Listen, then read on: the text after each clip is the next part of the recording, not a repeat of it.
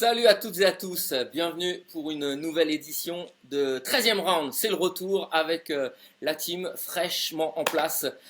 John Dovey est présent, le vice-champion du monde et ancien manager de l'équipe de France. Et Souleymane Cissokho, notre médaillé de bronze olympique et champion WBA intercontinental chez les Walter maintenant. Salut les gars, comment ça va?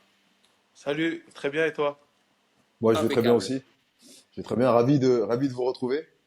Et en tout cas, ravi de reprendre reprendre du service et repartir avec un 13e round. Allez, c'est une édition un peu spéciale. Il nous manque Brahim Asloum, notre champion olympique qui ne pourra pas être là aujourd'hui, mais qui viendra prochainement dans toutes les éditions. C'est vrai que rapidement, on voulait faire le point sur le pourquoi du comment, John et Souley. On s'est dit que c'était bien de retrouver une bande et de reparler un petit peu de notre passion, parce que d'une certaine manière, ça nous manquait. Effectivement, je pense que c'est une bonne chose. Ça fait longtemps que là, la boxe, elle vit vraiment des moments exceptionnels et je pense que de se retrouver tous ensemble pour voilà, parler de tout ça, faire des petits débriefings par-ci et par-là, je pense que c'est important et le public en a besoin aussi. Ouais, et puis c'est vrai que à l'époque du 13e round, quand on diffusait sur RMC, on avait l'habitude, on avait cette routine de parler de l'actualité boxe, de donner un peu nos impressions. En même temps, avec les commentaires qu'on faisait, on fait toujours des commentaires, mais sauf il y a plus ce retour. Donc là, ça va être l'occasion de parler de toute l'actualité boxe. Elle est riche en ce moment. Et donc, c'est dommage. Il y a beaucoup de gens qui en font et qui font des bonnes choses d'ailleurs. Mais je pense que nous avons aussi une sensibilité à ce sport et à tous les combats qui ont lieu en ce moment. Et c'est bien de donner notre avis et d'en parler aussi. Et c'est vrai que quand je vous ai proposé le projet, je ne vais pas vous passer de pommade, mais je considère qu'on a quand même les trois meilleurs spécialistes, ou en tout cas trois des meilleurs spécialistes avec nous, John Dovey, Souleymane Cissokho et Brahim Asloum. Allez, on va commencer comme d'habitude un petit programme. On va revenir rapidement sur Canelo, même si ça fait 2 semaines. On va faire un petit point très rapide sur son combat, parce que je sais que beaucoup de gens sont intéressés par votre avis et le débrief. On reviendra bien évidemment sur le combat de la semaine, qui était Vassil Lomachenko face à Georges Kambosos du côté de l'Australie à Perth. Et puis bien évidemment, c'est l'événement de la semaine avec Alexander Usyk qui affronte Tyson Fury, première unification de titre poids lourd depuis 1999. Ça parlera à John Dovey, ça, avec son pote Evander Holyfield, n'est-ce pas, John? Bien sûr. Et on parle beaucoup de ce combat et on en parlera tout à l'heure. Et vous savez que effectivement ce combat il est sur DAZN, mais je vais quand même le commenter puisque il y a une action qui est menée au BJJ et samedi avec Thomas Desson où on commentera ce combat avec un public. On en parlera plus précisément tout à l'heure, mais effectivement c'est vrai que j'ai une sensibilité particulière avec un Holyfield, avec un Usyk aussi, puisque c'est un boxeur qu'on a connu dans les amateurs, hein, Souleymane et moi, donc un Ouais. boxeur fantasque qu'on apprécie, qui est une bonne personne. Et en tout cas, c'est un combat attendu et qu'on attend depuis, je crois, que depuis 16 ans, je crois. Les quatre ceintures n'ont pas été réunies, donc c'est vraiment le combat. Bizarrement, qui est pas, qui, je dirais, en France, on en parle un peu parce que nous sommes dedans et nous sommes dans la boxe, mais il semblerait qu'aux États-Unis, on n'en parle pas plus que ça, parce que on en parlera tout à l'heure, mais parce que cette catégorie, elle échappe aux Américains depuis pas mal de temps. Donc, ils minimisent forcément cette histoire de réunification de ceinture. Allez, ça c'était la petite mise en bouche, mais on va revenir très rapidement sur le combat d'il y a 15 jours maintenant, hein, Canelo face à Munguia. Souleymane, c'est vrai que c'était un gros combat mexicain avec Munguia qu'on connaît bien, puisqu'il a commencé chez les poids Walter avant de monter jusqu'en super moyen. Donc ça fait quand même beaucoup de poids pris en l'espace de 5 ans pour Munguia face à Saul Canelo Alvarez. C'est vrai que sur le papier déjà, on se disait que c'était peut-être un petit peu déséquilibré. Et on a un Canelo qui sait, à mon sens, pas balader, mais qui a maîtrisé son sujet. Effectivement, Canelo nous a montré toute la panoplie de sa boxe, hein. Aujourd'hui, moi je dis c'est le face of boxing. Euh, Très beau combat. Munga qui a été quand même présent, il a tenu face à Canelo avec l'expérience, avec l'engouement du public.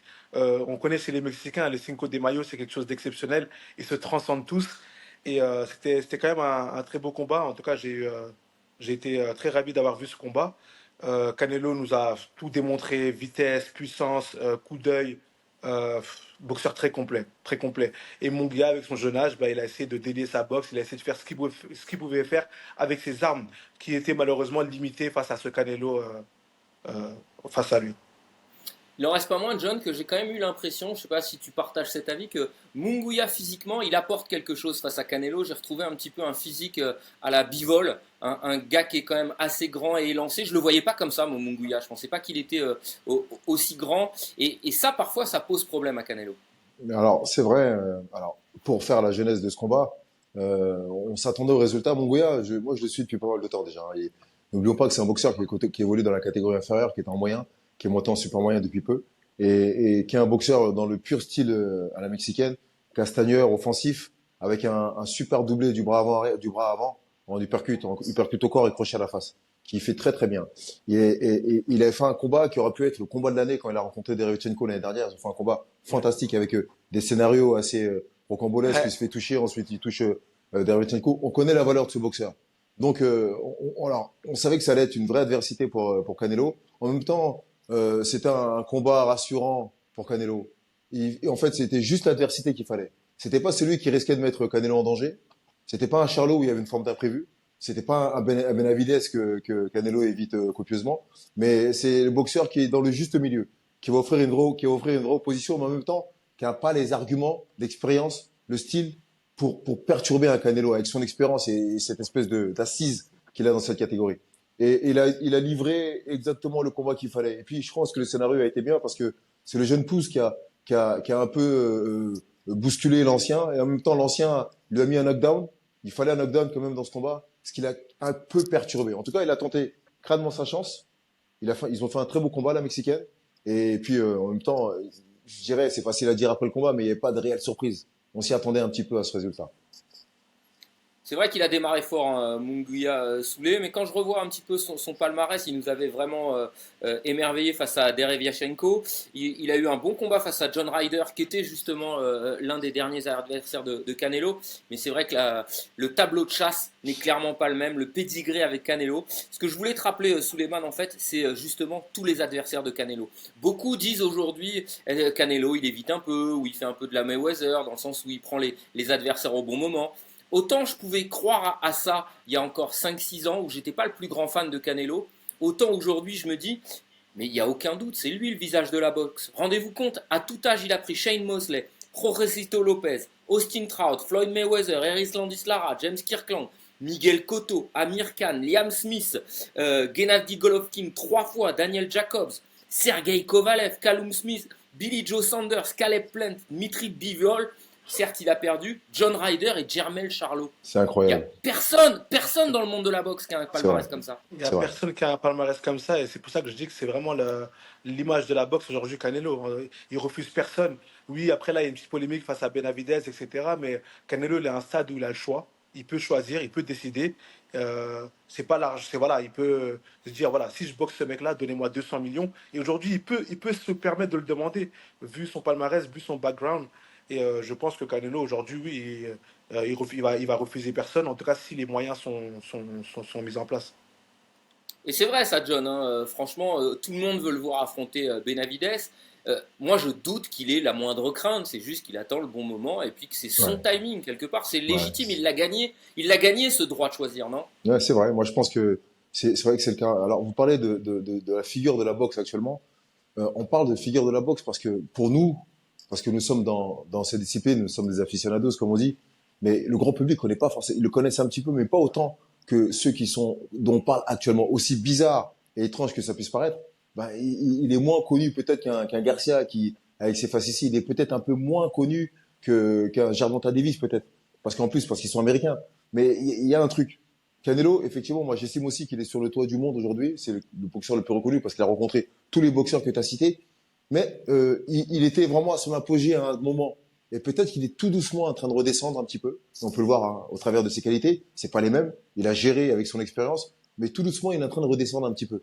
Il est pas, je dirais, il a pas rencontré un boxeur qu'on attend. S'il avait rencontré un Benavidez et qu'il avait battu facilement ou difficilement et s'en était sorti comme il a battu Mongoya, effectivement, il aura pu éclabousser je dirais le monde boxe de sa classe. Et là, il aurait été peut-être sur le toit du monde.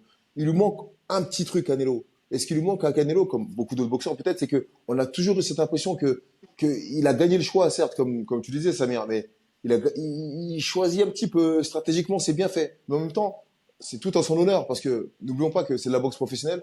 C'est du business avant tout. Et il faut être capable d'apporter ce qui va être intéressant pour lui. Le plus important, pour lui, c'est de lever les foules, boxer comme il veut, gagner beaucoup d'argent, et c'est ce qu'il fait, et en essayant de courir les risques de façon très mesurée. Et rien que pour ça, il y a une forme d'intelligence dans la gestion de sa carrière. Et c'est pour ça, en ce sens-là, on peut dire que c'est l'image c'est la figure, le visage de la boxe. Mais pour nous, peut-être pas pour le plus grand public. Pour finir, et afin de se projeter, Souleymane, je reprends les propos de John, je voulais avoir ton avis. Est-ce qu'on assiste un petit peu à l'érosion de la boxe de Canelo, ou est-ce qu'il est encore au sommet et qu'il se maintient? Tu le sais mieux que personne, mais c'est vrai qu'une carrière, on monte très fort, et puis à un moment donné, il y a une espèce de stagnation, d'érosion à un certain âge. Vous savez, on a beaucoup dit ça face à John Ryder, le combat qu'il a fait, où il a pris des petits coups, où il n'a pas réussi à vraiment imposer sa boxe.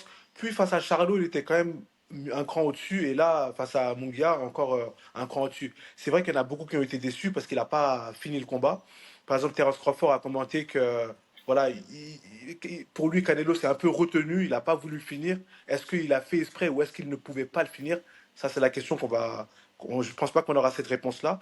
En tout cas, ce qui est sûr, c'est que moi, en tout cas, sur le dernier combat, c'est que Canelo était quand même présent et je pense pas il est bien sûr plus sur la fin qu'au début, mais mon avis, en tout cas, c'est qu'il est encore présent, Oui, il a encore quelques oui, années devant lui. oui. Je dis pas qu'il est sur la fin. Moi, je pense qu'il est toujours opérationnel. Mais à ce niveau-là, au plus haut niveau, c'est des millimètres et c'est des centimètres. On sent, mais c'est normal en même temps. On peut pas avoir éternellement 20 ans. Et on Bien sent sûr. qu'il y a un petit déclin. Et ce qui est bien, c'est qu'il adapte. Et sur ça, ça revient à ce qu'on disait. Il fait le choix des adversaires pour lui permettre de rester à flot. Parce qu'en même temps, il a rencontré un Charlot où il y avait deux catégories de différence. Donc il l'a battu quand même. Hein. Je dis pas que c'était facile. Il l'a battu, il a fait ce qu'il fallait faire. Et vraiment, il a dominé de bout en bout ce combat. Et ensuite, il a rencontré un Mongoya qui est un peu inexpérimenté par rapport à lui. Et rappelez-vous que beaucoup de gens ont comparé ce combat à lui à l'époque où il avait rencontré Floyd. Yeah. C'était les jeunes Ouais. qui montaient et tout doucement. Et il y a même comment ça s'appelle, un De La Hoya qui le dit justement, qui est le promoteur de Mongoya, qui dit que c'est exactement une passation de pouvoir. C'est que cette défaite à Mongoya lui ferait du bien. Alors pour parler de Mongoya, franchement, dans l'ordre des choses, moi je voudrais bien un Mongoya contre Christian. Ce serait complètement le combat qu'il faudrait faire aujourd'hui. Mongolia, avec ce qu'il a montré, plus proche d'un Canelo.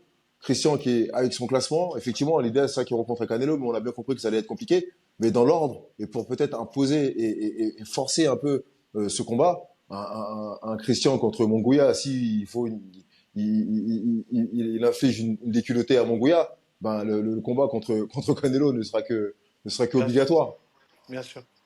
Tu as un peu anticipé justement le point de la catégorie des super moyens, on va y venir dans un moment. Je vais rester sur Canelo très rapidement, messieurs, avec justement le futur. C'est quoi le futur maintenant pour Canelo? Les combats dont on parle, c'est bien sûr Benavidez, mais on parle aussi potentiellement d'un Terence Crawford. Benavidez, c'est celui qu'on veut tous voir en tout cas, hein. Ça paraît clair.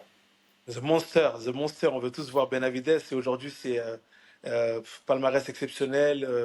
Il propose des combats Excitant, qui font lever les publics, voilà, énorme, avec un gros début, fort début de coup. avec une Et voilà, et c'est agressivité. quelqu'un d'impressionnant pour cette Mm. catégorie-là. Et moi, franchement, le choix Crawford, je comprends pas. Je suis d'accord. Crawford, il vient des Walter. Au pire des cas, c'est un super Walter. Canelo, il est en super moyen. Je vois pas l'intérêt, à part les noms. Et Crawford n'éprouve pas forcément de difficulté à faire le poids. C'est pas comme si c'était un gros Walter ou un gros super Walter. Je comprends pas bien l'intérêt. Alors, on sait très bien. Bah, l'argent, John, tout simplement. Ouais, l'argent, je sais, non, mais ce que je veux dire, c'est que le choix pugilistique, le choix boxe, oui, forcément, les deux boxeurs vont vouloir se rencontrer parce que ça va générer beaucoup d'argent, mais sur l'aspect sportif, je ne vois pas l'intérêt. Il y a d'autres combats à faire. Et pour Crawford, il devrait peut-être plus se soucier d'un Jaron Ennis que d'un Canelo. Canelo devrait plus se soucier peut-être d'un Benavidez que de quelqu'un d'autre. Donc, effectivement, c'est un combat qui peut emmener du monde, mais on va se poser la question. Et après, et pourquoi? Et next? Toi, en tant que super champion, Souleymane, est-ce que justement le défi te parle? Celui de Crawford de se dire je vais taper le numéro un de la boxe, et inversement, celui de Canelo qui se dit il y a la hype autour de Crawford et je vais le taper et au moins on règle qui est le meilleur. En tant que champion, oui, il y a un défi. Et puis surtout financièrement parlant, ça peut être quelque chose de très intéressant. Et puis ces mecs-là, ils ont tout gagné aujourd'hui. Ils ont tout gagné. Donc je pense que si chacun y trouve son compte sur un catchweight, donc une catégorie intermédiaire entre les deux, why not? Après, pour le grand public, c'est vrai qu'on se pose tous des questions. Mais on a toujours ce truc-là de comparer les différents champions dans différentes catégories, de se dire qui est-ce qui va gagner. Il y a toujours ce petit truc où on s'imagine un peu le combat. Donc je pense que oui, ça serait quand même intéressant de le voir. Mais c'est pas plus intéressant que de voir un Canelo face à un Benavidez ou un Terence Crawford face à un Jaron Ennis. Bon, en tout cas, John Souleymans, David Benavides, lui, il a annoncé qu'il montait dans la catégorie supérieure des super moyens, donc les mi-lourds, hein, ta catégorie, John. Et Et il devrait affronter Alexander Gvozdyk. un C'est très officiel. gros combat. Voilà, Ouais. sur la carte de Gervonta Davis Au face mois de juin, à Frank Martin. ouais, ça va être un très très gros combat. Et Ce alors, sera le samedi 15 juin, John, juste pour préciser et te c'est laisser ça, continuer. c'est ça, bientôt. Alors, vous connaissez l'histoire de Dvořák, hein, médaille de bronze aux Jeux Olympiques de Londres. Donc, il fait partie de la génération Lomachenko, Usyk. Oui, Et lui, c'était le mi-lourd. Et donc, il est passé pro. Il est devenu champion du monde WBC. C'est lui qui a battu Stevenson, le Canadien, rappelez-vous, qu'il a même Ouais. envoyé à l'hôpital, hein. Et donc, très bon boxeur, sobre, rien d'extravagant, mais très bon boxeur, et qui a perdu pour une réunification de titre. Samir, un combat que nous avions commenté ensemble, ouais. à mon petit chouchou Arthur Beterbiev. Beterbiev. Arthur Et, Beterbiev. et après ce combat-là, il avait décidé d'arrêter le combat, d'arrêter la boxe. Donc il a arrêté pendant 4-5 ans, je crois. Il est revenu là. Et d'entrée, je crois qu'il a fait 2 combats de rentrée. Et d'entrée, on l'oppose à Benavidez. C'est un gros combat pour ces deux hommes. Un expérimenté et qui n'est plus tout jeune, en parlant de Gvozdyk, l'Ukrainien, et un Benavidez qui monte dans cette catégorie. Donc il va y avoir une véritable opposition de style entre un Benavidez qui a une boxe, je vais pas dire amateur, mais qui a beaucoup de fréquence, qui met beaucoup de coups, et un Gvozdyk qui est très calculateur et qui a une très belle droite. Rappelez-vous, son surnom, c'est le clou. Donc c'est-à-dire qu'il a une droite qui est assez puissante et qui fait mal. Donc ça va être un vrai combat de mi-lourd. Un vrai combat de mi-lourd. Alors vous savez très bien que j'adore cette catégorie. Il y a pas longtemps encore, Suleiman me disait que c'était la meilleure catégorie, hein. C'est ce qu'il m'a dit, c'est pas moi. Et donc, Ah, il peut pas s'en empêcher, hein. et c'est pas Joshua Boissy qui est pas très loin qui dira le contraire. Et donc, ce que je veux dire, c'est que ça va être un combat très intéressant. Des combats, vous savez, ces combats qui passent un peu inaperçus, dont on parle pas beaucoup, mais qu'il faut regarder avec beaucoup, beaucoup d'attention. Qui, je pense, même sera aussi impressionnant que le main event, voire plus impressionnant que le main event. Exactement. Ouais, je suis assez d'accord, Souleymane. D'ailleurs, on va faire un petit point sur cette catégorie des mi-lourds très rapidement, puisque Dmitry Bivol défendra finalement son titre WBA des mi-lourds face à Malik Zinat. Ce sera le 1er juin sur une carte en Arabie Saoudite, puisque malheureusement Arthur Beterbiev est donc blessé et on devra attendre pour ce choc entre Beterbiev et Bivol. Quelle Petite déception. aparté et parenthèse, John, c'est vrai que c'est l'un des combats pour moi des 10 dernières années, ce Beterbiev face à Gvozdyk, et il lui a enlevé son âme. On a perdu Gvozdyk, qui était l'un des plus grands talents de la boxe après ce combat-là. Et je Ouais. continue rapidement, puisque je sais, Souleymane, que tu vas t'entraîner là avec Joshua Buatsi et qu'il est même avec toi et chez toi. Mais on vient d'annoncer qu'il devrait affronter Anthony Yard pour le titre intérimaire WBO, justement, puisque Arthur Beterbiev est blessé. Les deux camps avaient 10 jours pour accepter l'offre et a priori, ils ont accepté. Donc ça aussi, c'est un superbe combat britanno-britannique entre Ouais, deux Anglais et deux des meilleurs de cette catégorie. C'est vrai. effectivement, ça va être un très bon combat.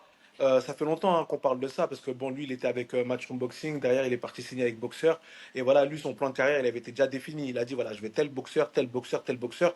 Donc voilà, il gère quand même très bien sa carrière. C'est vrai qu'il n'est pas très actif comme on le voudrait, mais il gère très très bien sa carrière. Ça fait longtemps qu'il a dans le viseur. Et je pense que oui, ça va faire un beau combat. Deux mecs de Londres, donc qui se connaissent.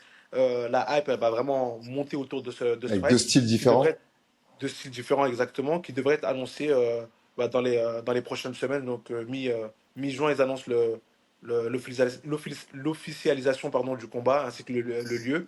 Et puis derrière, le combat devrait avoir lieu le 15 août. Bon, je vais revenir très rapidement maintenant sur Canelo pour terminer cette page Canelo et super moyen. Je vous propose d'ailleurs, messieurs, vous le voyez ici, le classement hein, des super moyens par le magazine The Ring. Canelo est donc champion, Benavidez, même si le monde de catégorie est toujours classé numéro 1. Mais celui qui fait la bonne opération, c'est Christian Mbili. Aujourd'hui, classé numéro 2 de cette catégorie, John. Et il peut vraiment avoir sa chance. Qu'est-ce qu'on peut attendre maintenant pour Christian, pardon, puisqu'en plus, il a un combat qui est annoncé le 25 mai prochain. C'est vrai, il boxe la semaine prochaine un combat que je dois commenter normalement sur RMC. Et c'est vrai, alors déjà passer Il cet affrontera angle, Marc Efron, hein, pour le ouais, c'est savoir, clair, c'est au Marc centre Efron, Gervais au c'est bien Canada. parce qu'on monte encore d'un cran, c'est très bien. La stratégie hein, sur les gens qui gèrent la carrière de Christian, elle est très bien menée parce qu'on sait très bien qu'il est un peu bloqué par Canelo et il n'est pas forcément à l'heure actuelle dans les petits papiers d'un Canelo parce qu'il a d'autres vues, on en a parlé tout à l'heure. Donc entre-temps, il doit se maintenir à flot et pas rencontrer Bien sûr. des boxeurs de second étage. Donc quand même des boxeurs qui lui permettent de continuer à progresser et qui lui permettent sans courir trop de risques non plus. Il faut mesurer, on le disait tout à l'heure, c'est de la boxe professionnelle et il y a une forme de stratégie, il y a une forme il faut gérer la carrière intelligemment. Et donc cet anglais est très très bien parce que c'est ce qu'il faut avec le danger qu'il faut. En même temps, ça lui permet de s'ouvrir aussi au marché anglais parce que c'est important. Et ça a pu se faire parce que lors de son dernier combat au Canada que j'avais été voir moi à Québec, Eddie Hearn était là et il avait été très apprécié, vraiment apprécié et impressionné par la prestation de Christian. Et c'est ce qui a ouvert aussi Christian au marché anglais. Donc c'est intéressant. Ça permet de le positionner aussi sur un marché un peu européen et pas que français. Et je pense Tu que c'est verrais bien. qui, toi Tu verrais qui, Souleymane, pour la suite pour Christian? Parce que c'est vrai que là, on parle de Marc Efron, mais il y a des noms qui peuvent être vraiment intéressants pour lui permettre de franchir un palier. Moi, je pense surtout à Caleb Plant, j'en parle souvent avec John, mais Ouais. maintenant même Jaime Munguia, hein. Mongolia Ouais, serait très Caleb bien. Plant. Moi, je voulais un John, il a rider, dit tout moi. à l'heure. Moi, Pardon? je voulais un rider. Excuse-moi, Suleiman. Je voulais un rider au début. Et Ryder était très très bien, mais sauf que le Ryder il vient de boxer, il a perdu. Je sais pas où il en est. Je crois qu'il a même parlé d'arrêter la boxe, je crois. Donc Ouais, il va Ouais, arrêter. ouais, c'est ça, ouais, il a c'est ça. parlé d'arrêter, Et effectivement. un Ça- Mongolia, ce serait parfait, avec une très bonne ça serait parfait. Franchement, vu ce ouais. qu'il a montré là face à Canelo, ce serait le client parfait. En attendant d'eux. Je pense que Munguia, David Morel monte aussi de catégorie là. En fait, là, je pense Ouais. que là, dans le classement, Christian peut faire vraiment la bonne opération. Ah, Morel monte de C'est pas une question. catégorie Il a sur son prochain combat là, il monte en en mi-lourd. mi-lourd D'accord. sur le prochain combat. Donc, en fait, je pense que Christian Mbili, là où il est situé et sa position, je pense que ça peut aller vraiment très vite. Il est dans une situation un peu similaire à la mienne où là, on a David Benavidez qui monte parce que voilà, on veut pas trop l'affronter. Canelo qui va peut-être boxer Terence Crawford d'ici la fin de l'année. Donc, il peut avoir vraiment une opportunité mondiale, une chance mondiale très rapidement. Et je pense que ça, c'est une chance qu'il doit saisir. Et puis derrière, tout va s'ouvrir à lui, quoi. Bon, en tout cas, on surveillera bien évidemment l'actualité pour Christian Mbili. Le temps de vous rappeler qu'effectivement, ce sera le 25 mai prochain au centre Gervais Auto au Québec, où il affrontera Marc Efron, et ce sera effectivement sur RMC Sport avec John Dovey. Petit aparté quand même, les Canadiens, la John, qui appellent maintenant la chasse au titre de Christian Mbili la conquête, ils auraient pu trouver autre chose, non? J'ai j'ai vu, j'ai vu ça il Quand y a pas même, longtemps. John, Ah, moi, sérieux, je suis pour rien, frère. moi. C'est pas moi. Alors, je suis pour rien. Alors, en même temps, le choix, ça, c'est à Suleiman qu'il faut poser la question. C'est pas à moi, hein. Le choix, Ah non, parce que Suleiman, il a fait partie de la conquête aussi. Suleiman, t'as vu, j'ai refilé le bébé direct. non, après concrètement, c'est une conquête. C'est une Ben, conquête, bien c'est la sûr, et vérité, c'est c'est une vrai. conquête. Il a Non, la mais, conquête de cette ceinture-là. Après, voilà, ils marketent ça comme ils veulent le marketer, mais oui, ça reste quand même une conquête parce qu'il faut aller chercher cette ceinture qui, je pense, arrive très bientôt.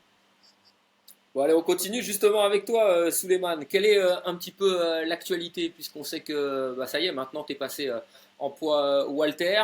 Il y a plein de possibilités puisque tu viens de passer numéro 1 WBC. Quelle est la suite? Quelle est la suite? Beaucoup de politique, beaucoup de lobbyistes. Non, en gros, malheureusement. c'est vraiment beaucoup de travail parce que c'est compliqué. C'est compliqué parce que, bon, je devais prendre un adversaire pour le Final Eliminator et derrière faire le championnat du monde par intérim. Ce qui se passe, c'est qu'il y a le champion qui est Terence Crawford qui n'a pas encore officiellement lâché la ceinture WBC. En dessous, nous avons Mario Barrios qui est champion intérimaire. Et là, je suis numéro un. Mario Barrios vient de boxer là, il y a quelques semaines. Donc, c'est très compliqué pour moi. Parce que la WBC ne peuvent pas se mouiller dans le sens où il vient de combattre. Et aujourd'hui, je dois juste attendre ma place. Je dois attendre ma place, voir comment ça va se passer. L'idéal, ce serait Je de t'interromps boxer. rapidement, mais on le voit là sur ce classement, Ouais. Souleymane, c'est la troisième colonne, voilà, envers WBC, Terence Crawford, le champion qui peut abandonner la ceinture, Mario Barrios qui est donc le champion intérimaire, et toi classé numéro 1. Je te laisse continuer. Voilà, c'est exactement ça.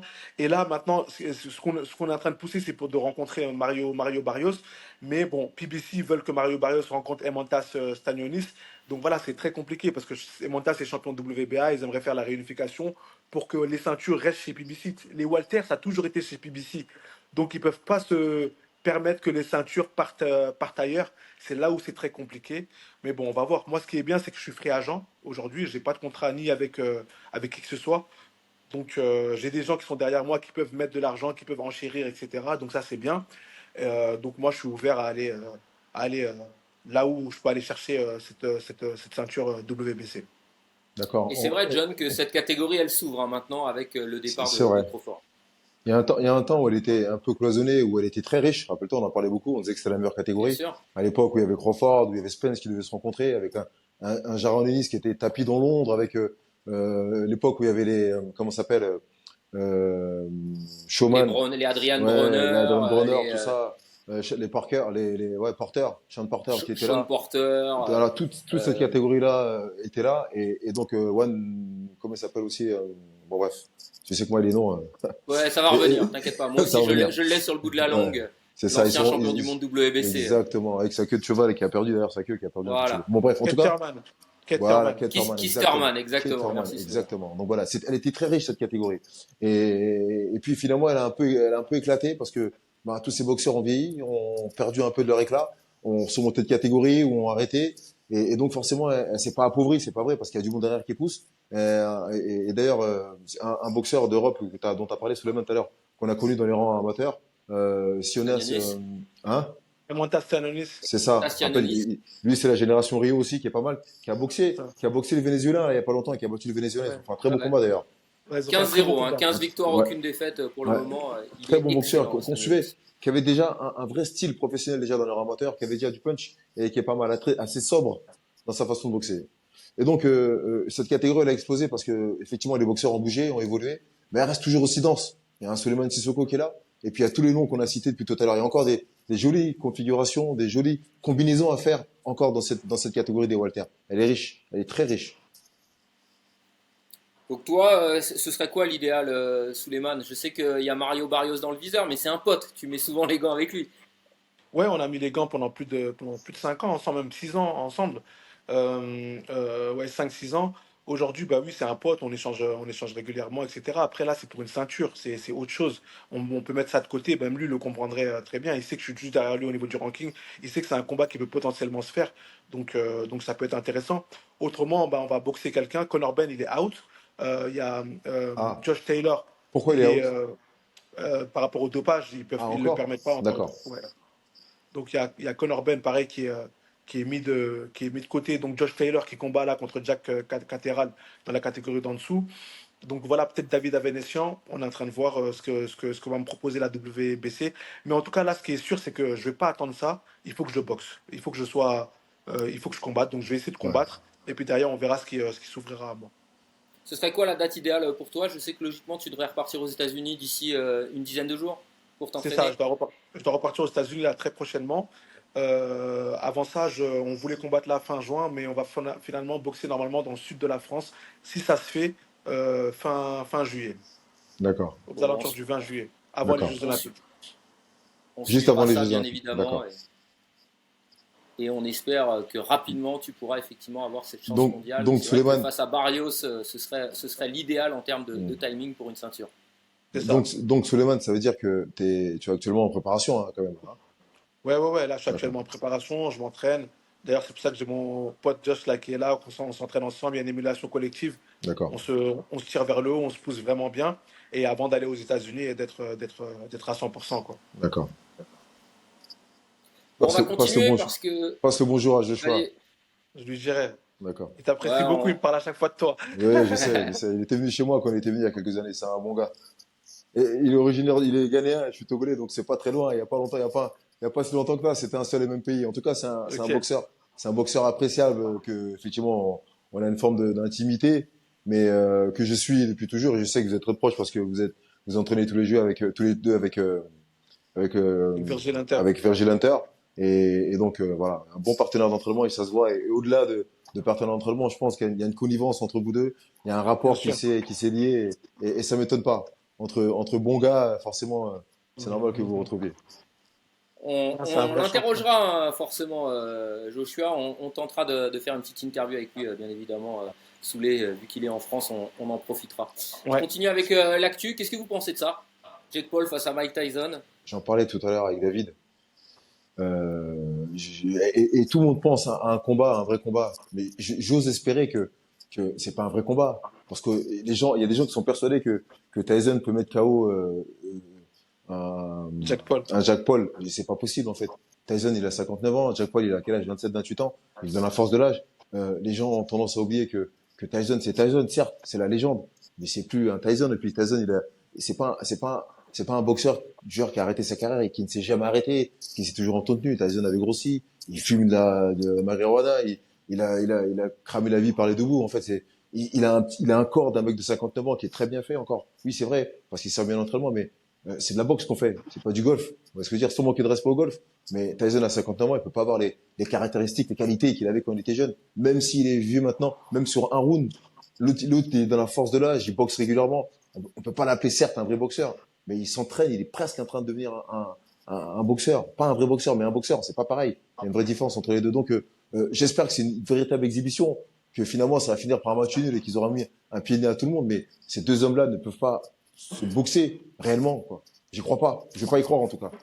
En tout cas, ils ont décidé de mettre ce combat-là officiellement sur BoxRec. Donc, ils disent que c'est un combat officiel. C'est des gants de 14. Il y aura des gants de 14. C'est un combat officiel. C'est 8 rounds de 2 minutes, si je me trompe pas. Moi, personnellement, je trouve ça dommage que Mike Tyson se fasse engrainer dans cette espèce de Il a pas besoin de truc-là. ça. Même Il n'a pas besoin de financièrement. ça. Même Même financièrement, il financièrement a pas besoin de aujourd'hui. ça. Je suis d'accord. Aujourd'hui, il est bien financièrement, il est bien reparti. Moi, je le suis même sur Snapchat, hein, où il met pas mal de vidéos, pas mal de contenu. Il est actif, il a pas mal de business qui tournent, il est très sollicité. C'est autre chose. Donc, je trouve ça dommage. À son âge, je trouve ça dommage. Et j'espère en tout cas qu'il va pas être blessé. Parce que Jack Paul, on a beau le critiquer, c'est quelqu'un qui progresse. Il dépense plus de 200 000 par camp d'entraînement. Donc, ça, c'est quelqu'un qui s'investit vraiment dans ses camps d'entraînement, qui fait venir sparring partner, qui fait venir nutritionniste, voilà, il dépense beaucoup d'argent dans ses camps d'entraînement et il prend pas ce combat-là à la rigolade. Moi, je pense pas. Ouais, j'avoue que moi j'ai un peu de mal à croire à la légitimité d'un tel combat. Je Moi trouve un peu aussi. dommage que Moi Mike aussi. Tyson se rabaisse à ça. Je trouve que Jake Paul, ce qu'il fait pour la boxe, c'est pas mal parce qu'il met un peu de lumière, mais ça rabaisse aussi, à mon sens, les vrais champions qui ont besoin de bourse, qui ont besoin de lumière, qui ont besoin d'événements, qui ont besoin de combats. Bon, on regardera bien évidemment, d'autant que je pense que Netflix a fait un super coup de pub là-dessus. Je pense que ça J'imagine. va faire de l'audience. C'est des événements live, il y en a très peu sur Netflix. Je crois que ça va être le troisième avec le tennis et puis Tom Brady récemment qui a fait un gros show, un gros spectacle. Donc Netflix choisit véritablement ces événements en direct, en live. Donc ça fera de l'audience. Maintenant, bon, j'espère vraiment que les deux Et vont peut-être sortir que, en bonne santé de ce combat et surtout que Mike Tyson ne ternira pas sa réputation. et vous savez que PBC maintenant est retransmis sur Amazon. Donc peut-être que Netflix, eux aussi, ce combat va lancer, peut-être, pourquoi pas, hein, l'organisation régulière et peut-être un partenariat avec un promoteur pour pouvoir diffuser des combats de façon régulière sur Netflix. Parce que je me rappelle qu'à un moment, quand PBC arrêtait avec Showtime, les gens se disaient soit ils allaient chez Netflix ou alors chez Amazon. Et finalement, ça a été Amazon. C'est-à-dire que Netflix est dans l'organisation, a idée déjà d'organiser de retransmettre des galas de boxe, des Alors, je combats de boxe t'interromps depuis pas mal de rapidement, temps. John, parce qu'il y a une vraie info qui est sortie ce matin qui vous concerne, même si c'est pas votre sport. Mais Netflix vient d'annoncer un partenariat sur 3 ans avec la NFL. Et Tu ça vois? fait un tollé aux États-Unis, Et c'est puisqu'ils ça. viennent de récupérer les matchs de Noël pour de la diffusion en direct. Donc, vous voyez que ça y est, Netflix Bien sûr. commence véritablement à s'intéresser au sport en direct et aux événements en direct. Et Donc si j'étais pas loin. l'événement entre Jake Paul et Mike Tyson est une bonne locomotive, suivi avec la NFL, je suis convaincu qu'à un moment donné, Netflix pourra aller sur ce type d'événement qui n'est pas des championnats récurrents, sur lesquels on n'a pas besoin de faire de la diffusion complète avec des rédactions, avec beaucoup d'employés. La boxe, pour moi, c'est idoine. Avec Netflix, c'est exactement le type d'événement sur lequel la plateforme peut aller. On continue avec les autres infos. Jermel Charlo conduite en état d'ivresse. Donc Jermal, pardon, pas Jermel, mais Jermal, Souleymane, on n'est pas près de le revoir, Jermal. Hein, la descente aux enfers des jumeaux.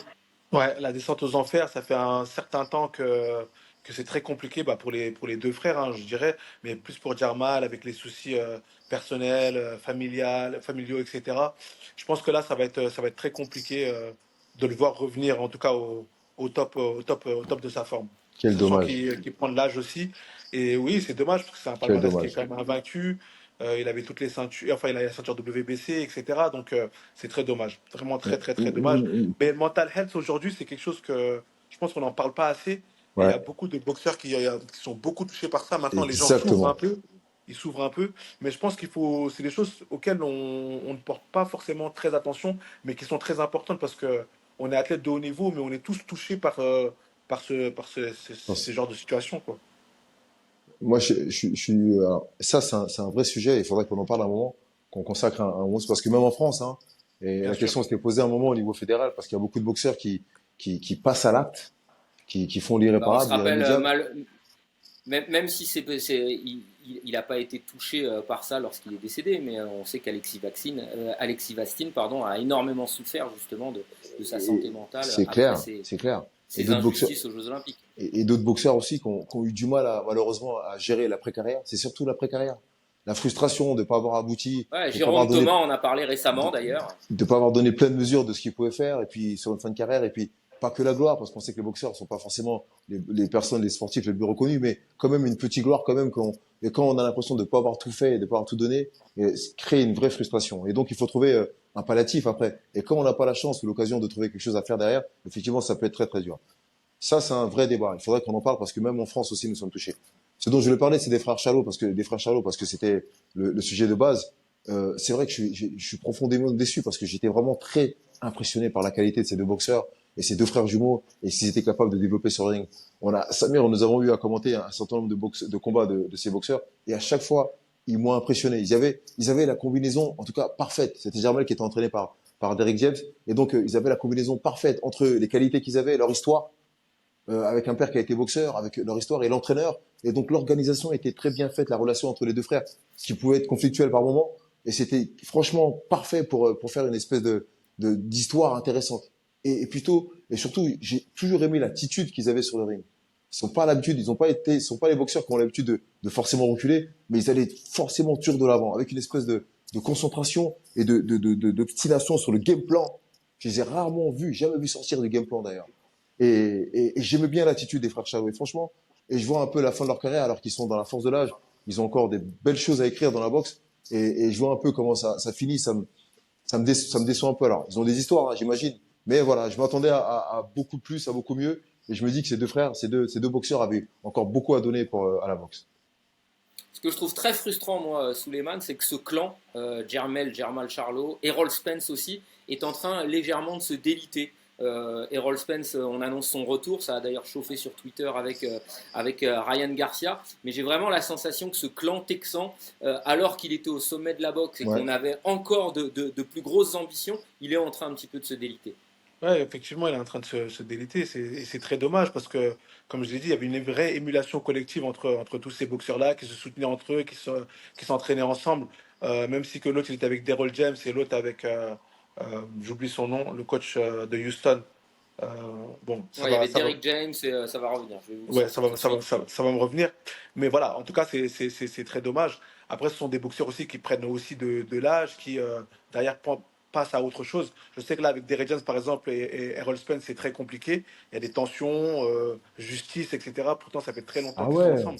Ah Donc, ouais. quand il y a de l'argent qui rentre C'est en ça. jeu, quand il y a toutes ces petites choses-là, Et c'est des c'est grosses très, très, sommes. très compliqué. Ouais, c'est des grosses sommes. Et je savais pas que c'était tendu entre Derrick James et Spence. Ah Très, ouais. très, très Ah oui, tendu. Il c'est le très connaît. tendu. Ah ouais.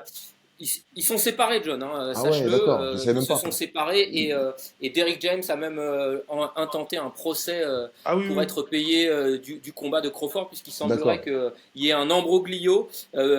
Spence n'arrête pas de dire que c'est PBC qui devait payer la part à Derrick James, et Derrick James dit que c'est Spence, donc du coup, les deux se sont séparés. C'est Ronnie Waouh. Shields, l'autre Ronnie Ouais, entraîneur Childs, c'est texan, ça. exactement, Exactement. Suleiman. Ronnie Childs.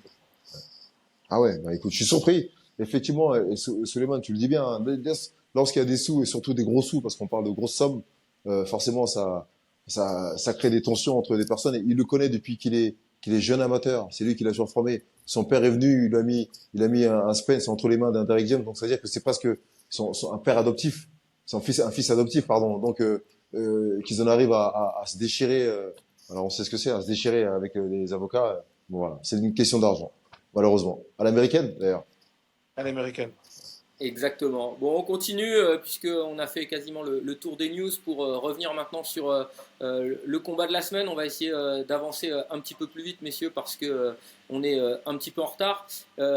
Mais Lomachenko face à Kambosos, c'était le retour de Lomachenko. Hein, 17 victoires, 3 défaites face à Kambosos qui a perdu 2 fois pour 21 victoires. Je vous refais rapidement le film de ce combat avec Lomachenko qui a été très agressif, hein, messieurs, et très actif dès le départ, contrairement à son combat face à Teofimo Lopez et même contrairement à ses 3-4 derniers combats. Il a eu un 4e round virevoltant où là, on l'a vraiment retrouvé le Lomachenko des grands jours, hein, qui rentre, qui sort, des pivots, des décalages, la véritable Matrix.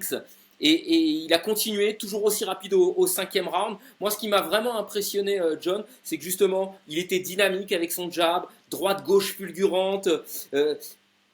Ça m'a surpris, en fait, qu'à cet âge-là, on soit capable de retrouver un Lomachenko des grands jours.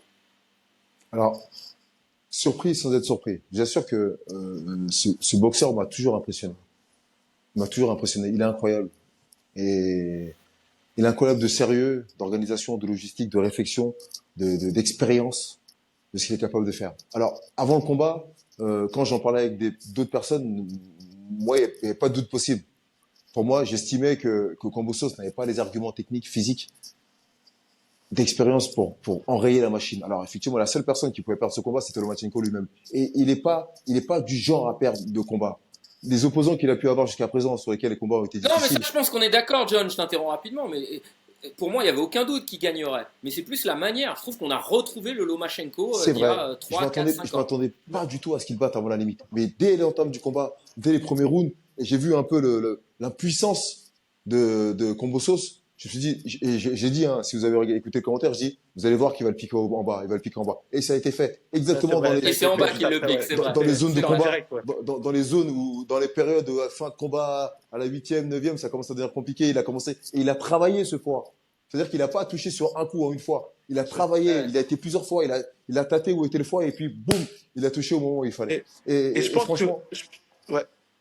oui, Souley. Vas-y, Souley. Et je pense qu'il faut aussi parler de ce qui s'est passé en amont de ce combat.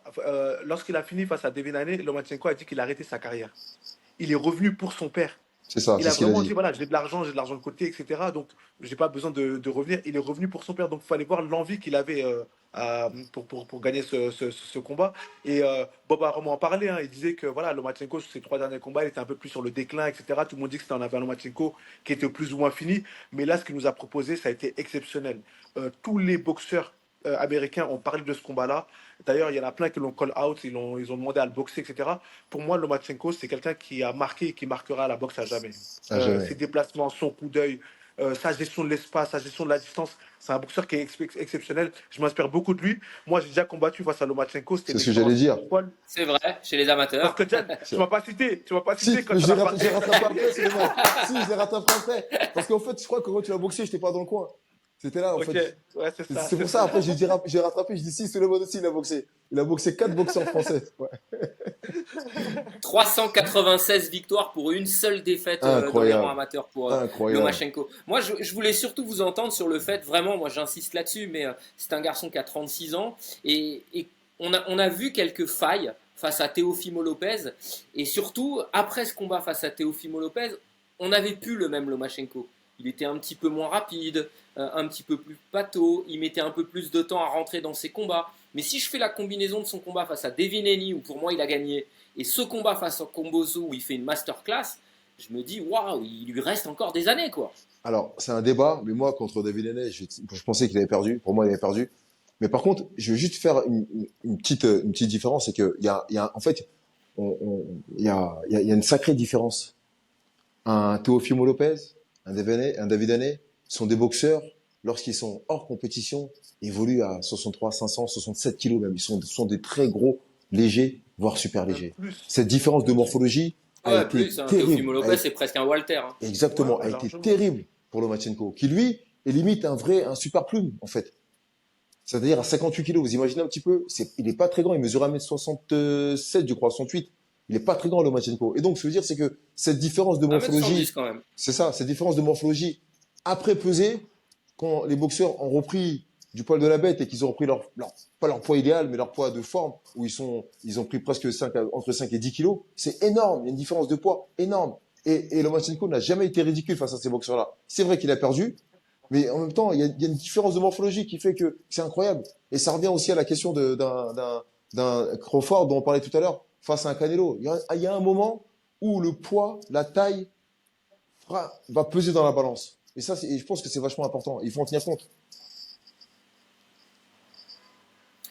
Pour continuer avec cette catégorie, parce que cette victoire relance complètement la carrière, selon moi, de Lomachenko. Tu l'as dit, hein, Souleymane, ça y est, tout le monde est en train de call out Lomachenko. On a Shakur Stevenson qui a dit qu'il voulait l'affronter. On a Gervonta Davis qui a dit qu'il voulait l'affronter. Autant dire que le retour des Kings, comme à l'époque des poids Walter, avec Hagler, Léonard et compagnie, et ben on est en train de le retrouver chez les poids légers, hein. Bien sûr, on est en train de le retrouver chez les poids légers, ils se chambrent tous entre eux, ils se taquettent tous entre eux. Et c'est ça qu'on veut, c'est ce qu'on veut voir, hein. Il y a pas mal de combats qui vont arriver. Et je pense que ça va être intéressant de voir ce qui va se passer dans cette catégorie. On le voit là, John, hein, avec Gervonta Davis qui est donc le champion du monde WBA, Shakur Stevenson, champion du monde WBC, Lomachenko qui prend donc la ceinture IBF, et puis la ceinture WBO, elle se jouera le 18 mai, donc c'est ce week-end, entre Mm. Emmanuel Navarrete et Denis Bericic, hein. Combat que je vais Génial. commenter, combat qu'on va commenter sur RMC avec Thomas Desson. Et combat intéressant parce que quand Lomachenko a gagné, beaucoup de gens ont commencé à avancer le nom de Navarrete déjà. Très bon boxeur mexicain, invaincu. Et donc, ça peut être pas mal aussi, une opposition de style. Mais déjà, il faudrait que Navarrete rencontre Berichnik et qu'il le batte déjà. Donc, un combat qui va être très intéressant. Parce que ce sont deux boxeurs de qualité. Un Denis Berichnik qui est assez offensif, qui est assez virevoltant. Un Ukrainien hein, aussi, hein, et qui est assez physique sur le ring. Et un Navarrete très expérimenté, qui à la mexicaine, avec qui a cette capacité pardon de s'adapter à ses adversaires. Donc, un combat plus qu'intéressant dans cette catégorie. Alors pour refaire aussi la petite histoire, Souleymane t'en parlait avec les call-out, hein, Shakur Stevenson, lui, il combattra à Newark chez lui, donc le 6 juillet prochain. Il affronte Artem, mais derrière ça, On il est connaît free bien. agent. Voilà, il est agent libre exactement comme toi. Aujourd'hui, il est chez Top Rank. Et c'est vrai que ça peut poser des problèmes pour éventuellement affronter Lomachenko, puisque Lomachenko est toujours chez Top Rank. Et on sait qu'il y a quelques bisbilles là avec Bob Arum, Bon, Shakur. c'est pour ça qu'il en a effectivement, c'est pour ça qu'il en a parlé Bob Arum, hein, juste après le combat. Il a dit qu'il aimerait bien voir Shakur Stevenson face à Lomachenko. Et je pense que c'est le seul combat qui peut faire tenir Shakur Stevenson dans cette boîte de promotion qui est Top Rank. Après, voilà, on va voir parce que Shakur taquine aussi un peu Eddie Hearn, il lui envoie des beaux petits messages. Eddie Hearn, ce qu'il fait pour la boxe, c'est très bien, etc. Donc on voit aussi beaucoup de boxeurs de chez PBC qui vont chez Matchroom Boxing, chez Eddie Hearn.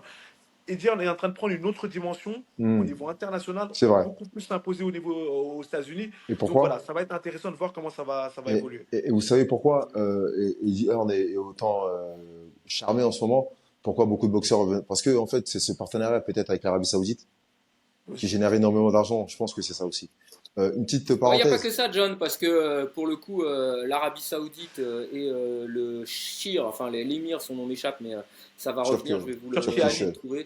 Voilà, Turquie Ali. Turkish Alish, il est avec toutes les promotions, puisque Ouais. il est notamment avec PBC. Il y a une grosse carte en août qu'aura lieu à Maintenant, Los oui. Angeles, Ouais. et c'est PBC qui est partenaire. Donc Ouais. je Mais pense il que semblerait que l'argent de Eddie l'Arabie Saoudite sera un peu partout. c'est vrai, mais il semblerait que les Anglais aient une proximité particulière avec eux. Oui, Une petite effectivement, parenthèse. c'est Frank Warren qui a la main dessus, C'est donc c'est ça. les Ouais, Anglais ouais. vraiment qui est. Artem qui doit rencontrer Shakur Stevenson, tu te rappelles de lui, hein? Ouais, Hein, ouais, le un amateur. remonteur, ouais, l'allemand, et les deux frères, là. Le petit frère est passé entraîneur d'ailleurs, il a pris un peu de poids, mais le grand frère il est toujours actif et il boxe toujours. Qui était le meilleur d'ailleurs des deux frères, hein. Ouais, Ça c'est va être, vrai. ça va Je être vous la dur, conseille d'ailleurs, ça va être cette dur. carte, hein. Ouais, Ce sera avec toi, John, sur RMC Sport, début juillet. Mais il y a ouais. notamment Keishon Davis, Foster face à Conceição et Abdullah Mason face Ça va à être bien. Madueño. Une superbe carte avec Très des belle carte. stars, en l'occurrence Shakur face à Artem, et quelques prospects à découvrir. Donc il faudra vraiment la regarder, cette carte-là. C'est vrai. Allez, on va continuer et finir, puisque on arrive à la fin, avec l'événement. Je vous propose d'ailleurs la carte rapidement. Voilà, je vous la mets. John, tu peux m'en dire deux mots. Mais c'est vrai que cette carte de Newark avec Shakur et Artem, elle va être pas mal. Ouais. Soirée à suivre, qui va être très intéressante avec effectivement, il n'y aura pas de grosse catégorie, mais je vous assure que ces petites catégories-là, Keshan Davis, et rappelez-vous, c'est celui qui a battu Sofia Noumia aux Jeux Olympiques de Tokyo, Et qui vice-champion du arrive vite, monde. hein. C'est bien qu'ils le mettent aussi vite comme ça sur une grosse carte, hein, John. Mais rapidement, il a battu avant la limite Pedroso, rappelez-vous. Et tout le Ouais, monde pensait que Pedrosa, pardon, allait, au regard de son expérience, allait s'en sortir. Ouais. Il avait très bien commencé le combat, mais ouais, il a réussi quand même à le battre avant la limite. Et c'est une vraie performance, hein. ouais, ouais. Et, Un et combat qu'on d'autant avait plus que, commenté ensemble, il me semble d'ailleurs. exactement. Et Keshan Davis, son combat précédent, où il avait rencontré un Américain, j'ai oublié son nom, était dur. Il avait pris Ouais, des qui coups, était. il s'était fait toucher, il avait fait des combats difficilement. Et je crois qu'il avait eu il avait gagné le combat, mais il y a eu un problème de dopage ou un problème. En tout cas, voilà, c'est un boxeur à problème. Et pourtant, et c'est très bien rattrapé sur ce combat-là. Donc des boxeurs légers, super légers, et une très belle carte à suivre et à regarder d'un œil intéressant. Et quelqu'un qui n'est pas sur l'affiche là, il y a Abdullah Manson aussi, qui est un jeune Très bon boxeur, prospect, un bon qui sera prospect, dans cette carte un aussi. boxeur qu'on suit. Abdoulaye Masson, un très bon boxeur qu'on suit et qui va faire des étincelles. Allez, l'événement de la semaine, c'est bien évidemment Fury face à Usyk. On termine ce 13e round avec ce combat.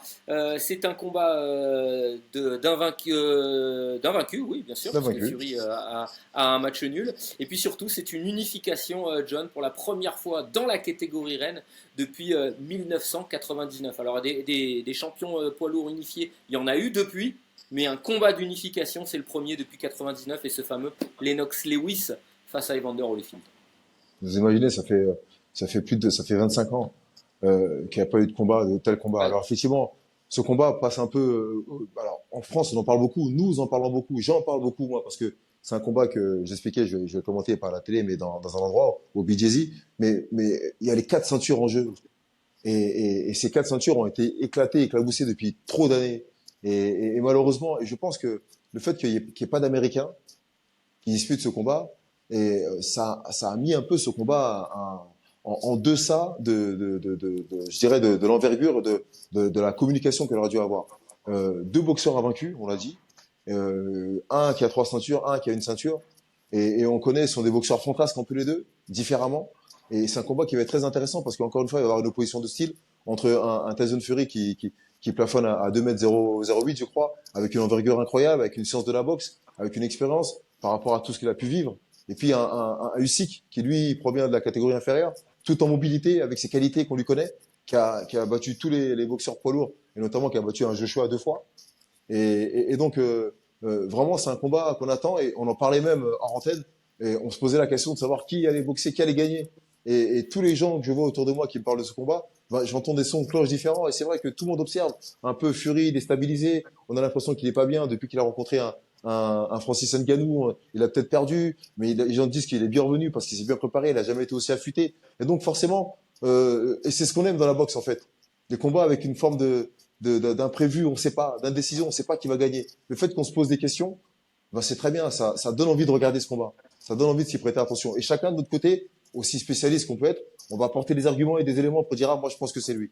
Moi, alors, j'ai toujours dit que c'est, moi, je pense que Fury, je me prononce. D'habitude, je suis un peu la Suisse. Mais là, je pense que Fury, je pense, hein, je vais me tromper. Et c'est bien la particularité de notre discipline. Je pense que Fury, par sa taille, par son poids et par sa science, vous me passez l'expression, va emmerder, va faire chier un Usyk. Il va peser de son poids sur lui, il va être capable de faire ce que les autres n'ont pas fait, il va jouer de sa roublardise, il va s'appuyer de son poids, il va salir un peu le combat. Et je pense que Usyk aura du mal, d'une part, de la distance, avec les longs segments d'un Fury, et d'autre part aussi parce qu'il devra faire le combat de près, et Fury ne laissera jamais s'approcher de près. C'est vrai, en tout cas, qu'on n'a pas revu depuis Ngannou, Tyson Fury, hein, Souleymane, et on l'avait vu en difficulté. Il n'en reste pas moins qu'il est beaucoup mieux préparé, semble-t-il, physiquement, où là, on le voit, il était un peu grassouillet, en surpoids, autour de 125 kilos. Là, il est plus autour des 118, 117 kilos, on attend la pesée, mais il sera certainement plus en forme. Bien sûr, aujourd'hui, il impressionne par rapport à son physique, hein. On le voit qu'il est affûté, on voit son visage, il est fin, ses yeux, il est focus. Ça fait longtemps, très longtemps, voir qu'on n'a pas vu un Tyson Fury comme ça. Voir, je sais pas si on a déjà vu un Tyson Fury aussi affûté. Les abdos, ils sont là, les bras, etc. Donc, est-ce qu'il n'est pas trop affûté? Parce que Tyson Fury, on a l'habitude que voilà, qu'il soit un peu, je m'en foutiste, etc. Est-ce qu'il n'est pas trop prêt pour ce combat? On ne sait pas. En tout cas, je pense qu'on va avoir un très beau spectacle entre nos positions de style, comme l'a dit John. Et moi, j'ai hâte de voir ce combat-là. Après, c'est vrai qu'aux États-Unis, ils n'en parlaient pas beaucoup, mais moi, je vois beaucoup d'affiches aux États-Unis, surtout à New York, de grands posters, de grandes affiches dans les métros, etc., pour la promotion de ce combat-là. Donc, L'analyse de Suleiman est très bonne et très fine parce que ça fait penser à un Ruiz. Rappelez-vous que quand Ruiz, après son deuxième combat contre Joshua, il avait perdu, donc ensuite il avait pris une clef et il avait perdu beaucoup de poids. Le combat qu'il avait fait après ce combat-là, il avait été deux, trois fois au tapis, il s'était fait compter deux fois. Et donc, faut trouver, en fait, elle est là la difficulté entre un Fury. On a compris qu'il a pris une vraie gifle physique et morale aussi après le combat contre Francis. Ça l'a obligé à se mettre en question et je pense que son entourage aussi a dû lui botter le derrière, comme on dit, et il s'est très bien préparé. Et attention, comme tu disais, Suleiman, ne pas basculer de l'autre côté. Parce que Fury, il a toujours été performant à un certain poids, il a toujours voilà. été performant avec certain état de forme, et à vouloir trop en faire, se dessiner encore, être bien taillé et dire que je suis affûté, bah, il risquerait peut-être de perdre ses qualités intrinsèques qui l'ont permis d'accéder à ce niveau-là. C'est vrai, c'est une vraie remarque, Alors, ça. Faut trouver le je te juste donne milieu. quelques éléments, John et Suleiman aussi. Sachez qu'il était quasiment à 126 kilos face à Francis Ngannou quand on a vu cette image qui a un peu terrifié le monde avec un Tyson Fury au tapis. Moi, cette image, elle me surprend toujours parce qu'on était convaincus qu'il se baladerait. Donc, quasiment 126 kilos pour Tyson Fury face à Francis Ngannou. Mais les combats où il a été le plus virevoltant face à Otto Wallin et Deontay Wilder, le premier combat, il était à 115 et 116 kilos. Et c'est un garçon qui en général est en moyenne à 120 kilos. Donc je pense moi qu'il va être autour des 118, j'en suis convaincu quand je vois un petit peu son corps. Est-ce que être au-dessus justement du poids bas et en dessous du poids haut, logiquement dans une moyenne, ça lui donne un petit avantage, John? Bah, tout dépendra de son rendu, tout dépendra de la capacité. Je pense qu'il a perdu du poids par rapport à l'adversaire qu'il va avoir en face. Est-ce qu'il avait intérêt à être lourd? Il a plutôt intérêt de toute façon, il sera plus lourd qu'un Usyk.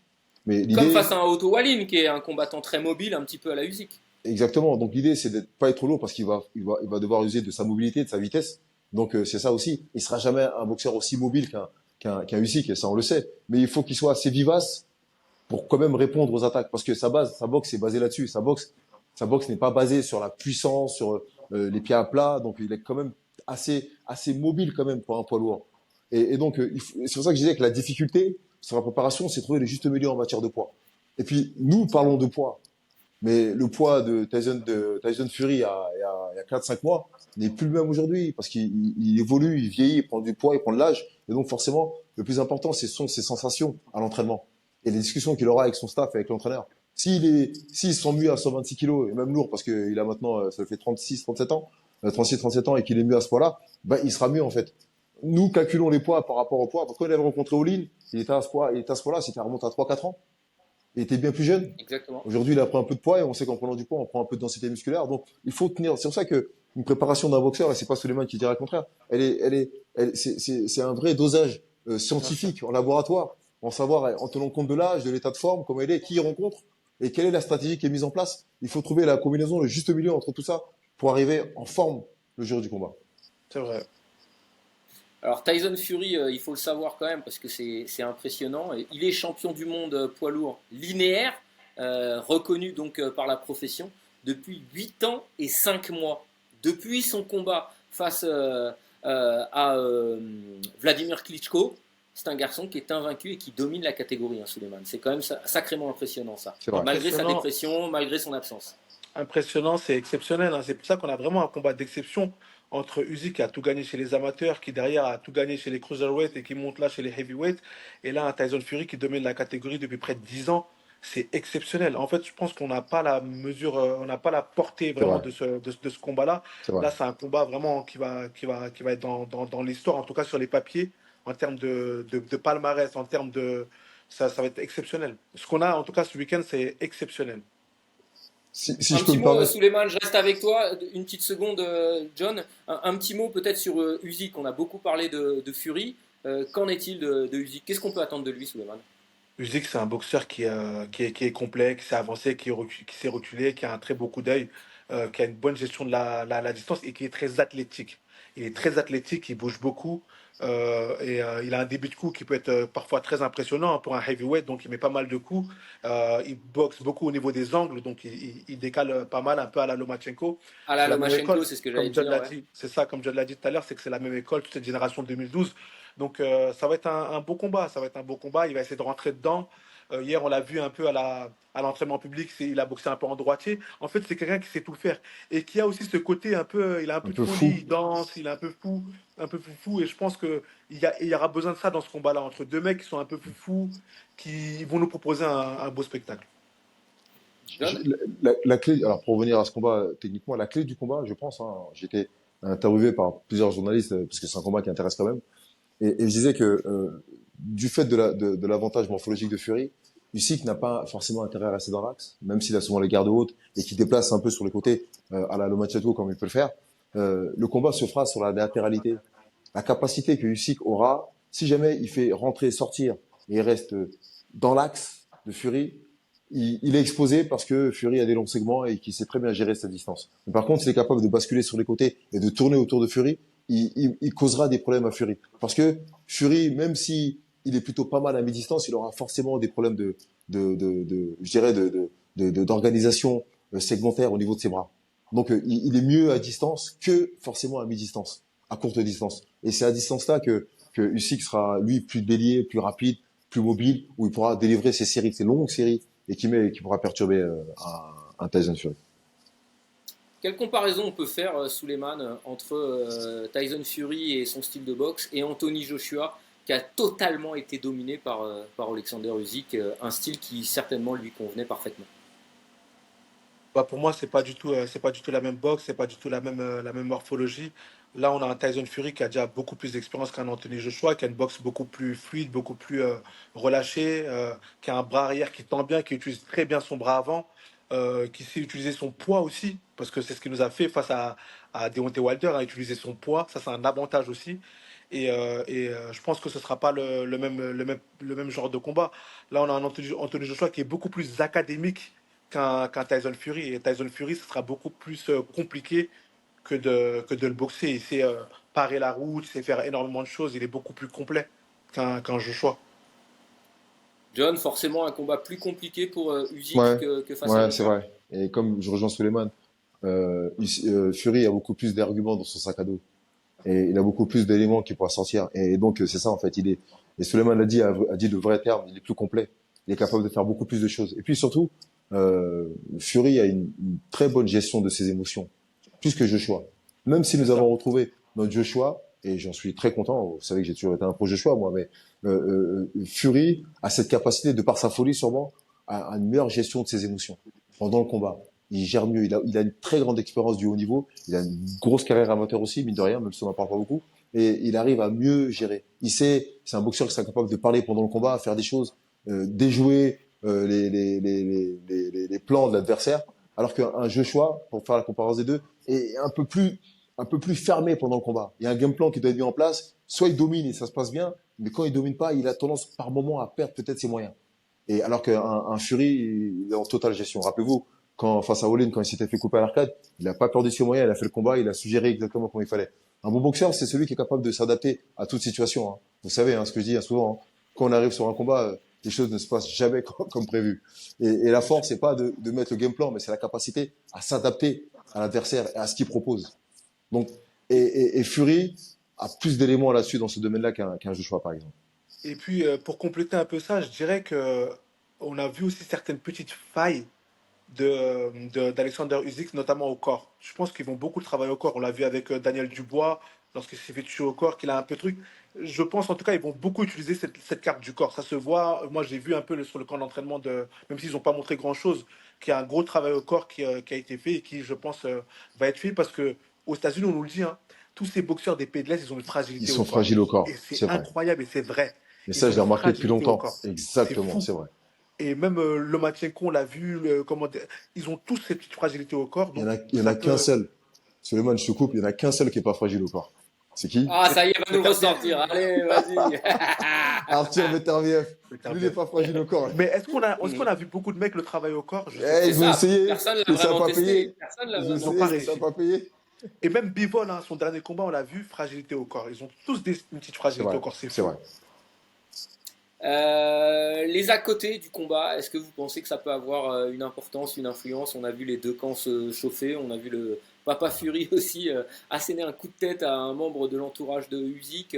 J'ai eu des retours moi du camp de Usyk avec son manager qui me disait qu'il y avait provocation à tout moment À du tout camp niveau. anglais justement pour que les Ukrainiens craquent.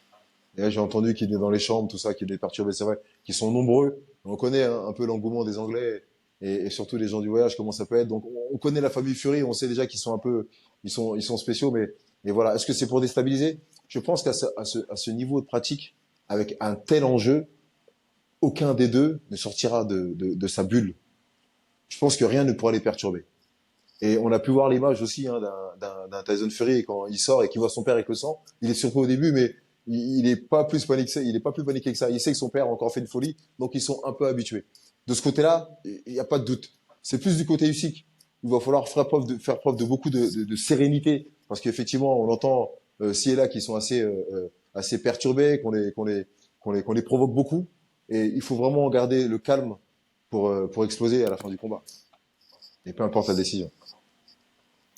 Euh, Tyson Fury il a quand même fait des déclarations, Suleiman. Il a dit Usyk, c'est le meilleur boxeur que je vais affronter, meilleur que Vladimir Klitschko, meilleur que Deontay Wilder, meilleur que tous.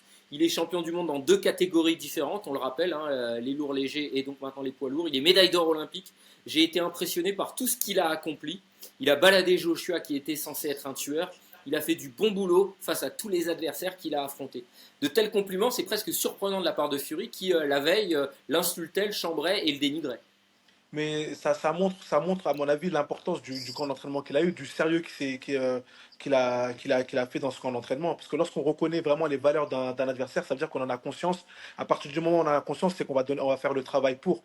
Et je pense que là, Fury, il a conscience que voilà, c'est son plus gros combat, parce que c'est le combat le plus important. On l'a rappelé tout à l'heure, ça fait 25 ans qu'il n'y a pas eu cette unification de ceinture. Donc, Tyson Fury, c'est quelqu'un qui a marqué la boxe, qui veut continuer de la marquer. Et je pense qu'il s'est préparé vraiment à fond, au sérieux dans ce combat-là. Et s'il reconnaît ces qualités-là, c'est qu'elles sont vraies, elles sont réelles aujourd'hui. Ce qu'il a fait Usyk, c'est exceptionnel. C'est exceptionnel. D'où ce caractère vraiment extra de ce combat. John, ce respect de Fury, c'est du vrai respect ou c'est Ouais. du mind game, comme on dit, Si, si, il joue avec sa tête?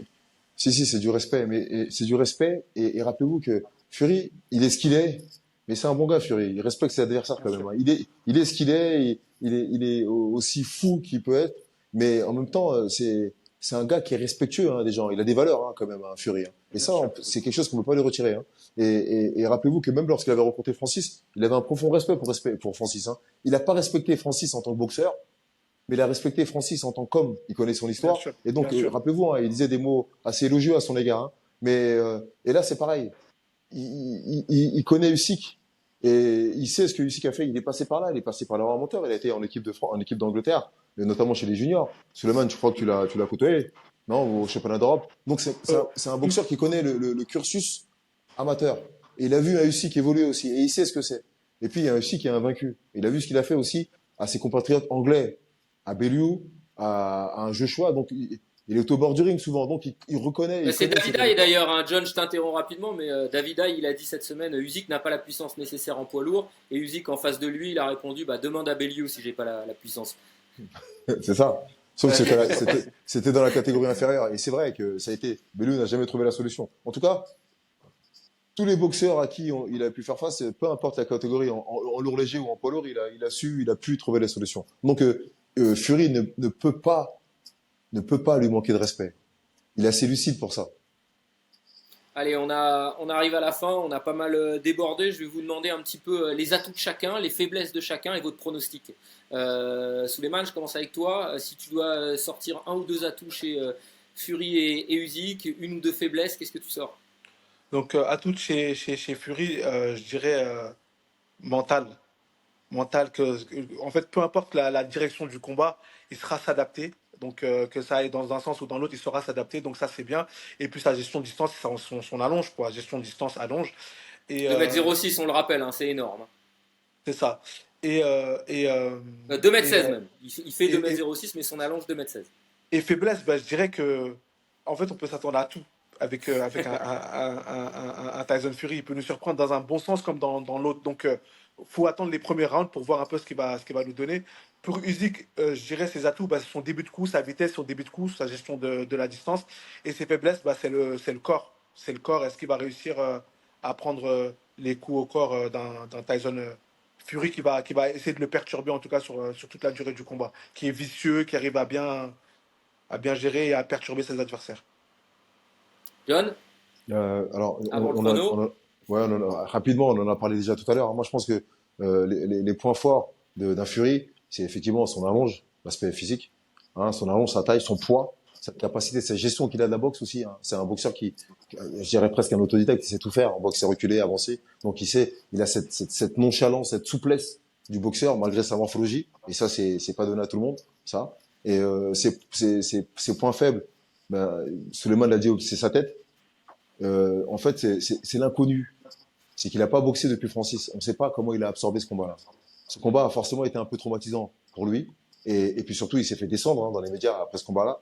Et donc, on ne sait pas en vérité comment il est revenu. S'il avait eu un combat entre-temps, on aurait pu dire qu'il a retrouvé pleine possession de ses moyens. Donc, il y a une forme d'inconnu. Ça peut être Pour Fury, en plus, John, ça a été Joshua qui a mis KO Ngannou dans la foulée. exactement. Donc, c'est tout ça. Ça peut être, Ça a été un vrai camouflet pour lui. ça peut être son point faible. Donc, pour en revenir à Usyk, faut dire que pour moi, depuis qu'il est passé chez les poids lourds, la seule personne qui a bousculé un Usyk, vous savez, c'est qui? C'est Chisora. Chisora, je me rappelle. Chisora a trouvé la solution. Et c'est pour ça que quand il a rencontré Joshua deux fois, je pensais que Joshua allait mettre ses tactiques en place. Et il a mis à la deuxième combat, à un moment, mais sauf qu'il était déjà trop fatigué. Il aurait dû mettre ses tactiques en place dès l'entame du combat, dès le début du combat. Il a attendu la 7e reprise, je crois, pour accélérer. Et rappelez-vous qu'il avait mis Usyk en difficulté. Et comme il n'avait pas réussi à le faire compter ou à battre avant la limite, il s'est épuisé, il a créé une dette d'oxygène, et Usyk en a profité par la suite.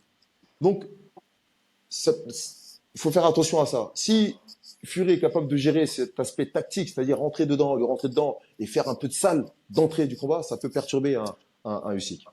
Le point fort d'Usyk, c'est sa mobilité, bien sûr, sa science de la boxe. Il vient d'une boxe amateur où il a excellé, il a gardé un peu ce style, sa précision et cette Et capacité Fury le aussi. respecte énormément, ça, il le dit. Hein, son background amateur fait de C'est lui un ça. excellent boxeur. Exactement. Et sa capacité à gérer l'espace, hein, je parlais de latéralité tout à l'heure, donc c'est très important.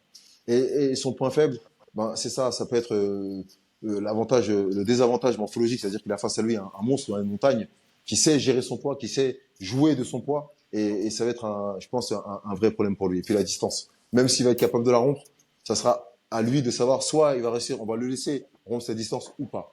Et si Fury veut le tenir à distance, ça va être très difficile pour lui de venir se rapprocher parce que Usyk passera les bras à chaque fois. Fury passera les bras à chaque fois, pardon. Bon. Bon, petit pronostic maintenant, Souleymane, pour terminer. C'est très délicat, mais je vois quand même un Tyson Fury. Moi aussi, je vois un Fury. On peut se tromper, hein. Moi, je voyais Francis même pas perdre avant la limite contre Fury quand ce combat a eu lieu. Je me disais que Francis n'aura pas les arguments et finalement, il a déjoué tous les pronostics. Il nous a tous fait On mentir. s'attend à tout Et avec donc là, Fury. mais là, moi, je vois, en posant comme ça, avec tous les arguments et tous les éléments qu'on a pu poser, la logique voudrait que Fury, trouve les solutions et qu'il soit capable de pourrir, salir le combat en touchant quand il faut pour pouvoir perturber un Usyk. Ça me Bon, permet je de, vais, je vais monsieur, aller. ça me permet de dire que ce combat, bien sûr, alors j'en ai parlé tout à l'heure rapidement, hein, que ce combat sera commenté hein, au BJJ en public, hein, pour une première, on fait une première en France, un peu à l'américaine, avec un droit d'entrée et une boisson.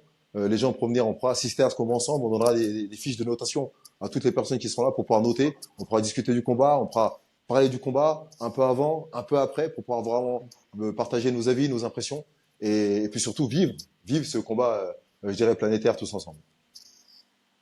Vous Bon, pouvez magnifique. vous inscrire sur ma page Instagram ou sur la page du BJZ ou alors du Boxing Social Club. Bon, on mettra toutes les infos sur la page YouTube justement D'accord. du podcast et de l'émission. Souley, vous On en allez reste passer nous voir. là. Souley, vous allez passer nous voir avec Joshua. Ouais, je lui en ai parlé déjà, je lui en ai parlé, normalement ça devrait le faire pour D'accord. passer. On sait pas, on connaît pas. Alors, je connais pas encore l'heure exacte du combat, mais voilà. C'est Bon, ça. on mettra toutes les infos de toute façon, John, Ouais. t'inquiète pas. Je finis rapidement avec les dernières infos poids lourd. Mourad Aliyev s'est imposé face à Dylan Brazovic en Allemagne, c'était le week-end dernier. Donc, Combat ça, intéressant. c'est- ouais, au troisième round, TKO, donc belle progression aussi pour Mourad. Et puis à noter aussi, ça c'est la suite pour Fury, Usyk et Joshua, que Deontay Wilder affronte Jarrett Anderson le 3 août prochain, avant potentiellement un Wilder-Joshua qu'on annonce peut-être en septembre prochain à Wembley. Wilder-Zhang, pardon, c'est le 1er juin.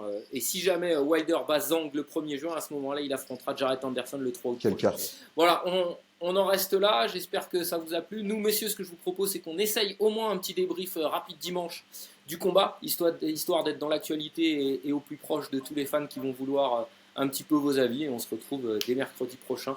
On va essayer d'être un petit peu plus régulier pour une heure de boxe toutes les semaines, tous les mercredis. Un petit mot de la fin? John, Suleiman, à toi l'honneur. merci, hein, j'ai passé un excellent moment. J'espère qu'on aura l'occasion d'en faire pas mal, de partager un peu notre, notre, euh, notre passion, quoi, notre passion Passion. pour la boxe, pour ce beau sport, qui vraiment en ce moment brille à travers le monde. Moi, ce que je peux dire, c'est que, encore comme d'habitude, comme à l'époque du 13e round, ça fait 1h15 qu'on discute et j'ai l'impression que ça fait que 20 minutes. On pourrait parler des heures et des heures. Et encore, il a fallu couper, pas dire de certaines choses. Et voilà, c'est la preuve que c'est un plaisir, hein. Les choses qu'on apprécie en général, elles vont très vite et effectivement, ça s'est passé très vite. Et content qu'on puisse reprendre cette émission de façon régulière parce qu'il y a beaucoup de choses à dire et ravi et j'espère que ça plaira au plus grand public et on pourra retrouver beaucoup de monde. Bon, moi, le mot de la fin, c'est que c'était une émission un petit peu bêta, donc on était en plein test, mais dès la semaine prochaine, on va se retrouver notamment en HD et peut-être en 4K avec bien plus d'habillage et un petit peu plus de studio professionnel. Donc on espère que vous nous rejoindrez, mais en tout cas, ce qui compte avant tout, c'est la parole de nos champions. C'est John Dovey, c'est Souleymane Sissoko et c'est Brahim Asloum qu'on recevra, avec en plus, bien évidemment, plein d'invités. Moi, je vais clairement profiter du fait que Joshua Buatsi soit en France pour avoir une petite interview exclusive, hein, Souleymane. Avec plaisir, je l'en ai déjà parlé aussi. Parfait. Allez, on en reste là et on se dit à la semaine prochaine et bon combat samedi soir sur Merci. les antennes de DAZN. Salut. Yes. Et venez nous voir au BJZ pour assister au combat avec nous. On sera là. Yes.